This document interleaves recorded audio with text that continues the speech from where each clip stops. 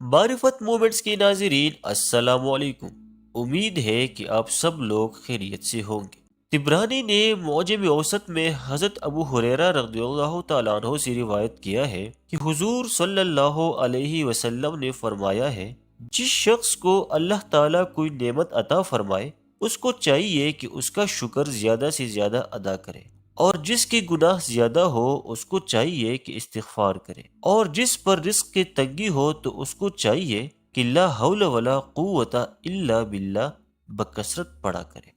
حضرت علی رضی اللہ تعالیٰ عنہ فرماتے ہیں کہ نبی کریم صلی اللہ علیہ وسلم نے فرمایا کہ جو شخص ہر روز 100 مرتبہ یہ کلمہ لا الہ الا اللہ الحق المبین پڑھا کرے تو یہ اس کے لیے فقر و فاقہ سے امان اور وحشت قبر سے انس کا سبب ہوگا۔ حضرت عبداللہ مسعود رضی اللہ تعالیٰ عنہ فرماتے ہیں کہ نبی کریم صلی اللہ علیہ وسلم کا ارشاد ہے کہ جو شخص اپنے گھر میں داخل ہوتے وقت سورہ اخلاص یعنی قل هو اللہ احد سورت پڑھا کرے تو یہ سورت اس کے گھر والوں کے لیے اور اس کے پڑوسیوں کی فقر و فاقہ کو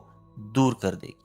حضرت عبداللہ بن عمر رضی اللہ تعالیٰ عنہ فرماتے ہیں کہ نبی کریم صلی اللہ علیہ وسلم نے فرمایا ہے کہ جب حضرت نوح علیہ السلام کی وفات کا وقت آیا تو انہوں نے اپنے صاحبزادی سے فرمایا کہ میں تمہیں 2 کلموں کی وصیت کرتا ہوں، ایک لا الہ الا اللہ اور دوسرے سبحان اللہ و بحمدہ،